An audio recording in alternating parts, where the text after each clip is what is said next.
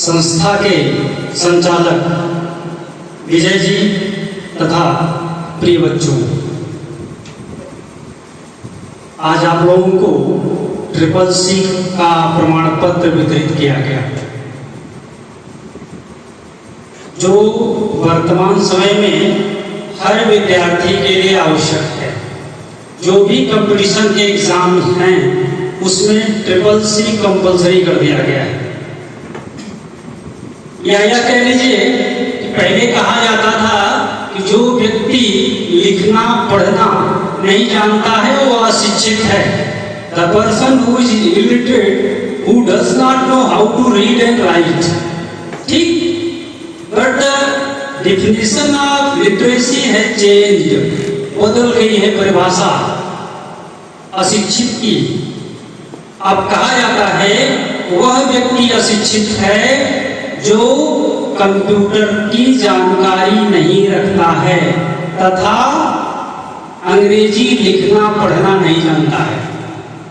अगर आपके पास if you don't know how to read and write English, अंग्रेजी लिखना पढ़ना नहीं जानते हैं, and does not know how to operate computer system, then you are illiterate. आप BA कर ले, MA कर ले, PhD कर ले, अगर आपको कंप्यूटर बेस टेक्नोलॉजी की जानकारी नहीं है तो आप आज के समय में अशिक्षित हैं। क्यों? क्योंकि अभी आपको ट्रेन की जानकारी लेना हो, मोबाइल उठाएंगे, सर्च करेंगे कौन सी ट्रेन कहाँ पहुंच रही है। बैंकिंग का काम है, इंक्वायरी है, सारी जानकारी आपको टेक्नोलॉजी से मिल रही है, तकनीक से मिल रही है। और हमने PhD कर लिया, हमको सॉफ्टवेयर हार्डवेयर कंप्यूटर ABCD पता नहीं है, तो मैं आज के जमाने में इलिटरेट हूँ, अशिक्षित हूँ, क्योंकि हम समय के साथ साथ अपने को परिवर्तित नहीं किए। ठीक? तो कहने का आशय यह है कि हमको समय के साथ साथ परिवर्तित होना है, समय के साथ साथ कदम मिला करके चलना है। जो समय के साथ कदम नहीं मिलाया, समय उसको पीछे छोड़ दिया। जैसे उदाहरण दिया जाता है नोकिया फोन का, सुना है ना? सबसे पहला फोन आया था, आज है नहीं मार्केट में, होगा अभी तो बहुत पीछे लाइन में, कहाँ होगा? इसी में तो कुछ बच्चे सर्टिफिकेट C ले गए, कुछ B ले गए, कुछ A ले गए, वो बाल बिटिया कंप्यूटर सेट भी ले गई। क्यों भाई? उसको अलग से पढ़ाया गया था नहीं ना? सारी कक्षाएं तो एक साथ चली थी, सभी बच्चों को एक प्रकार की शिक्षा दी गई थी, एक प्रकार का आदेश निर्देश दिया गया था। लेकिन वो क्यों कंप्यूटर पाई, पूरा सेट ले गई और हम आप नहीं पाए?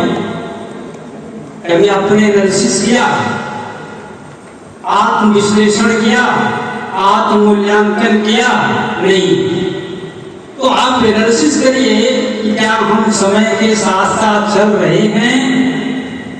अन्यथा समय तो ऐसी ताकत है कि बड़े बड़े को पीछे कर देती है।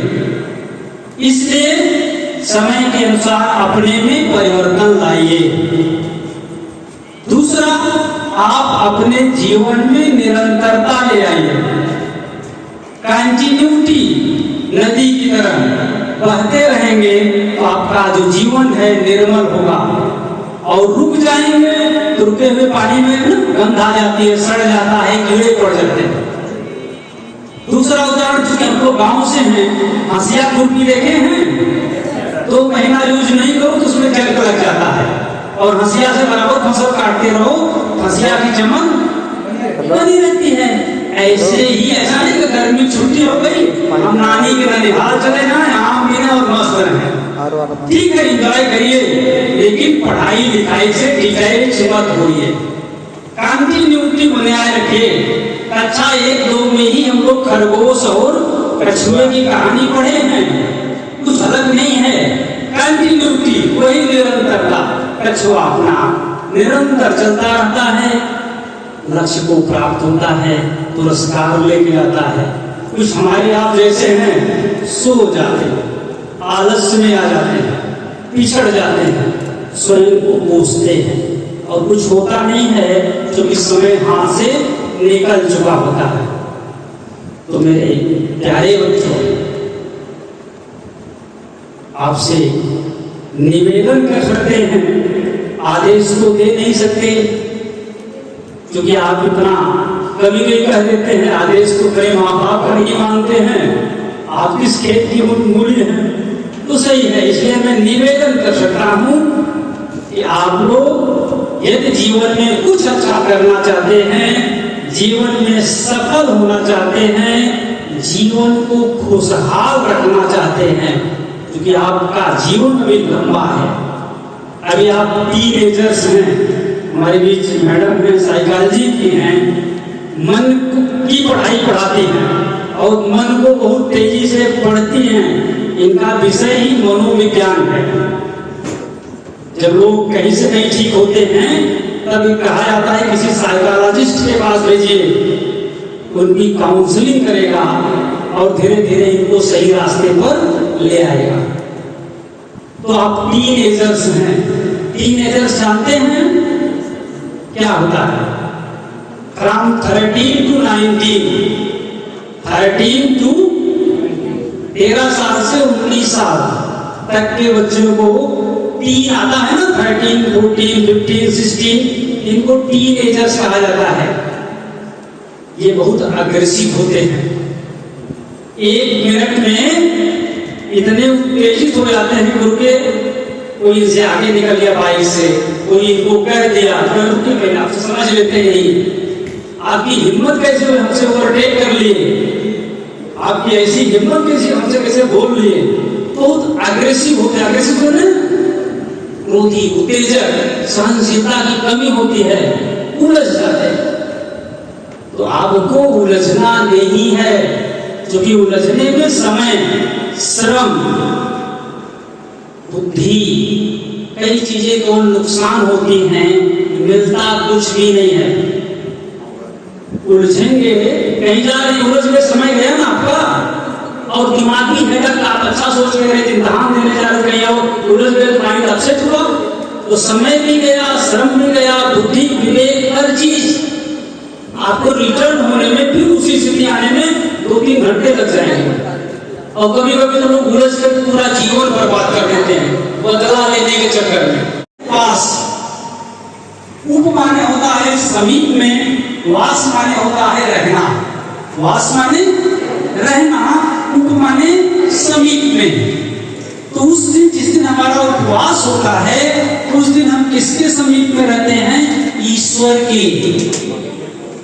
ईश्वर के समीप में रहने चाहते हैं। आज दिन भर हम किताब पढ़ेंगे तो भगवान वाली पढ़ेंगे, देवी चालीसा, कथा, एक दिन अन्न नहीं खाएंगे और पेयजल से काम करेंगे तो शरीर की भी शुद्धि हो जाए।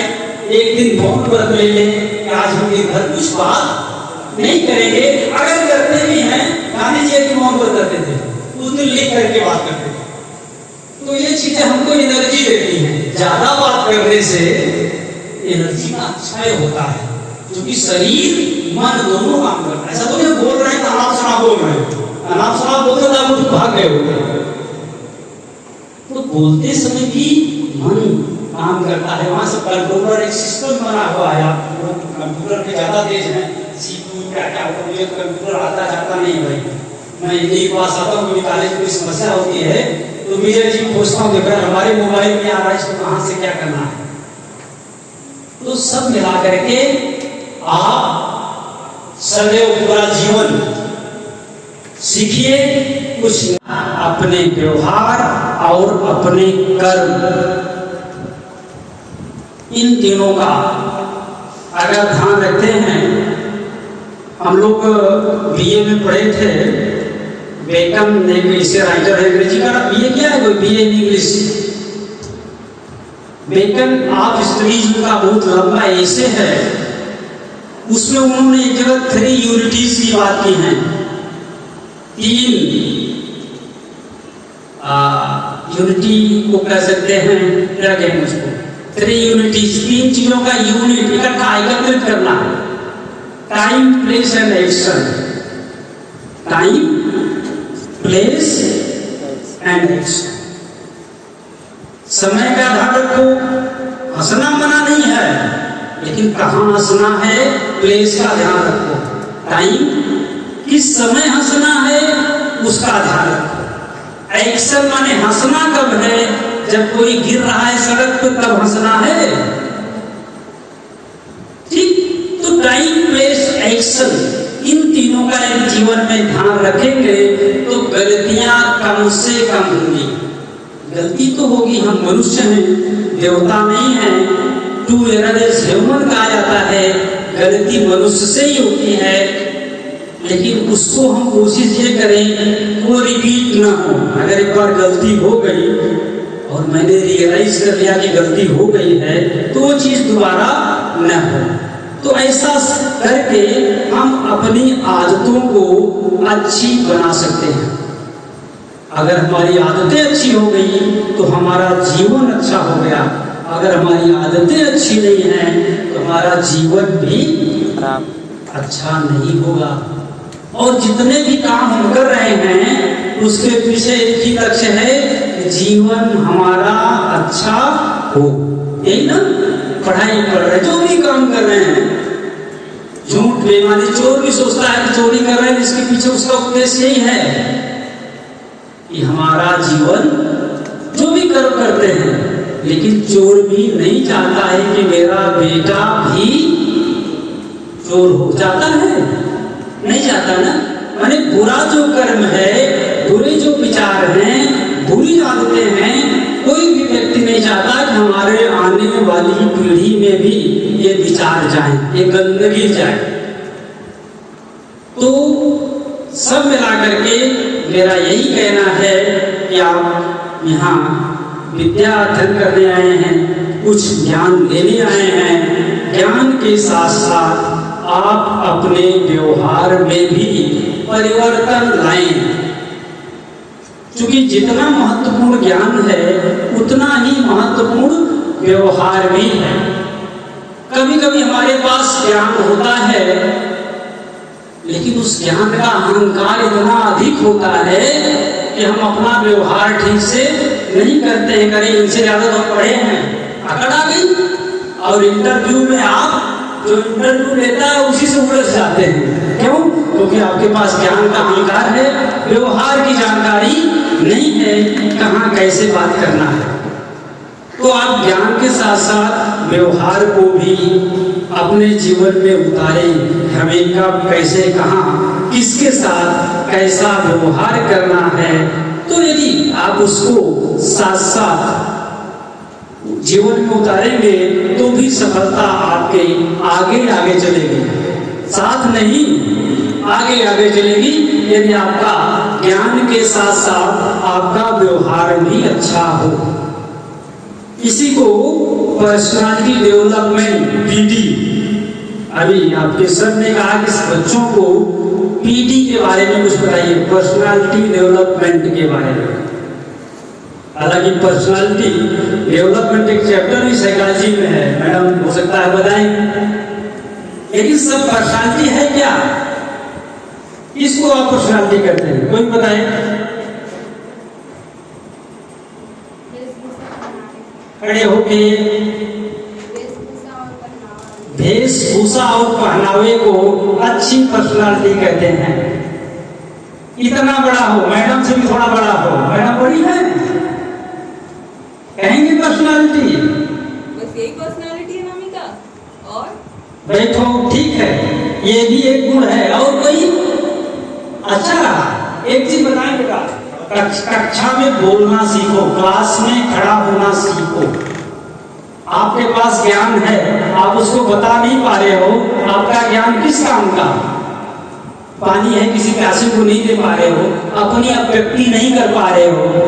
मैं तो कहता हूँ जो विद्यार्थी कक्षा में खड़े होने का साहस नहीं कर पाता वो इंटरव्यू में कभी सफल नहीं होता। और जो क्लास में खड़े होकर के अपना उत्तर अच्छा बुरा जो भी आता है हम बताएंगे, भाई गलत बताएंगे तो सर उसको सही करेंगे, लेकिन हम बताएंगे ही नहीं तो हम कैसे जानेंगे जो हम जानते थे वो सही है या गलत है।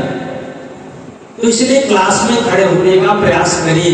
अपनी बातों में ही पर्सनालिटी भी है, पर्सनालिटी का एक पार्ट है, इंटरेक्शन होना चाहिए। आप अपनी बात बताएं और हमारी बात सुने, हम आपकी सुने, हम और आप हमारी सुने, तभी तो विचारों का आदान प्रदान होगा। हम आपको सिखाएंगे, आप हमको सिखाएंगे। ठीक, इन्होंने बताया कि पर्सनालिटी को बढ़िया सा पहनावा होना, बढ़िया से खासे क्या है, जरूरी नहीं कपड़े नए हों, लेकिन ये जरूरी है कपड़े साफ हों। नए होना जरूरी नहीं है, लेकिन कपड़े जो भी हैं आपके पास साफ हों और प्रेस हों। पर्सनालिटी चूंकि अलग विषय मैडम का है, व्यक्ति के अंदर और बाहर दोनों गुणों का योग होता है। Internal and external quality of a human. ठीक, मनुष्य के आंतरिक और बाह्य दोनों गुणों के मेल को व्यक्तित्व कहते हैं, पर्सनालिटी कहते हैं, पीडी, पर्सनालिटी डेवलपमेंट को आप करें तो कहने का आशय है हम बाहर से भी सुंदर हो। बाहर से सुंदर कैसे हो, हमारे बाल इतने बड़े बड़े हो। Yes sir. आजकल थोड़ा फैशन हो गया बाल का भी ना, तो बाहर से आशय है हमारे बाल कटे होने चाहिए, छोटे होने चाहिए, एकदम देख रहे हो ना, वो बड़े नहीं है। तो शीशा और कंघी का यूज किए तो अगर कहीं महीना हो गया ऐसे काम कर लेते हैं, बाल ही नहीं। तो पर्सनालिटी में आपके बाल, दाढ़ी, कपड़े, जूता, नाखून, ठीक जो एक्सटर्नल चीजें हैं वो ठीक होनी चाहिए। बाहर से आप स्मार्ट दिखें, पहनावा आपका अच्छा हो, कपड़ा जो भी हो, हम कह रहे हैं हमारे पास नया नहीं है लेकिन पुराना है, उसको साफ करके प्रेस करके फिट रखें। बाल आपके बेहतर हो, जूता पॉलिश हो, बटन टूटी हो, हाँ सब कुछ अपडेट हो। ये आपका एक्सटर्नल आउटलुक है। इसमें अगर आपकी लंबाई अच्छी हो भी काम करता है। ठीक, तो कहने का आशय है एक्सटर्नल ये हो गया। अभी अधूरी पर्सनालिटी है, सब कुछ चमक दमक है और आप एक शब्द बोल नहीं पा रहे हैं, अथवा आपका आचरण लोगों से, छोटे के साथ कैसा व्यवहार, बड़ों के साथ कैसा व्यवहार, तो आपका वो चमक जमक कपड़ा सब बेकार हो गया, परफ्यूम वगैरह सब बेकार हो। और उसके साथ साथ यदि आपके अंदर ज्ञान का एकदम खजाना भरा है, फिर तो आपका व्यवहार अच्छा नहीं है। चलो व्यवहार भी अच्छे हैं, लेकिन कपड़े इतने बदबू कर रहे हैं, बगल वाला हम खिसकता जा रहा है, इनके पास ना बैठे ना, कभी मुंह से भी बदबू आती है। लोग ये सब चीजें मार्क करने की बात है और आपको नंबर देते हैं इंटरव्यू में। तो ऐसी स्थिति में आप बाहर से भी अच्छे हो और अंदर से भी उतने ही अच्छे हो। अंदर से अच्छे होने से आशय है ज्ञान के साथ साथ आप में दया, प्रेम, करुणा, क्षमा, सेवा, विनम्रता, सहनशीलता, सहजता, सरलता, न्यायप्रियता आदि गुण भी होने चाहिए। तब आपकी पर्सनालिटी कंप्लीट मानी जाएगी।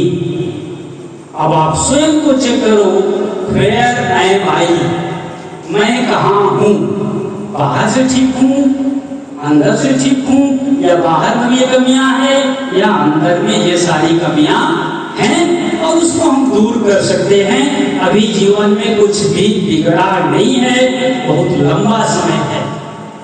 हम सुधार करके अपना एक फ्री एंड फेयर, अच्छा, स्वतंत्र, बेहतर रास्ता जीवन का तलाश सकते हैं, जीवन में खुशहाली ला सकते हैं। तो बहुत बहुत बधाई, उन्होंने सिस्टम प्राप्त किया, आप लोग देखें। उसके साथ ही सभी स्टूडेंट्स जिन्होंने भी प्रमाण पत्र प्राप्त किया उन्हें भी बधाई। विजय सर को बधाई, धन्यवाद कि उन्होंने हमें आमंत्रित किया। अशेष सर मंच साझा कर रहे हैं हमारे साथ और इन्होंने इतना बेहतरीन एक सीख आपको दिया है। करीब 1 घंटे से इनका लेक्चर चल रहा था। बहुत सारी बातें उस एक लेक्चर में समाहित थी। आपका जीवन कैसा हो, आपका लक्ष्य कैसे हो, आप कैसे रहें, आप पढ़ाई कैसे करें, आपका व्यवहार कैसा हो, आपका आचरण कैसा हो, इन तमाम पहलुओं पे इन्होंने अपनी बातें आपसे साझा कर दी हैं। अब इतना कुछ बता चुके हैं कि अभी मेरे पास मिल नहीं रहा है कि मैं क्या चीज़ बताऊं, क्या टॉपिक, लेकिन थोड़ा सा अपने एक्सपीरियंस के बारे में शेयर करूंगी, जैसा अपना पढ़ाई से लेके अभी तक जो महसूस कर पा रही हूँ मैं। तो सबसे पहले स्टूडेंट लाइफ में या फिर किसी भी लाइफ में अगर हम लोग टीचर्स भी बन गए हैं तो भी हमेशा सीखते रहने का कोशिश करना चाहिए, क्योंकि इंसान के जीवन का शायद यही उद्देश्य ही है कि वो कुछ सीखता रहे, कुछ अपने जीवन में एक नया उद्देश्य बनाता रहे और जब तक ये जीवन है उस पर काम करता रहे। तो थोड़ा सा इंटरेक्टिव सेशन टाइप होगा। सबसे पहले एक लक्ष्य, आप लोग पढ़ाई कर रहे हैं, इतने सारे स्टूडेंट बैठे हैं, ये बताइए आप लोग कि कितने लोगों के पास एक लक्ष्य है, एक गोल उनका डिसाइड हो चुका है कि मुझे ये करना है। लड़के कहाँ गोल होता, कोई गोल नहीं, गोल कर देंगे।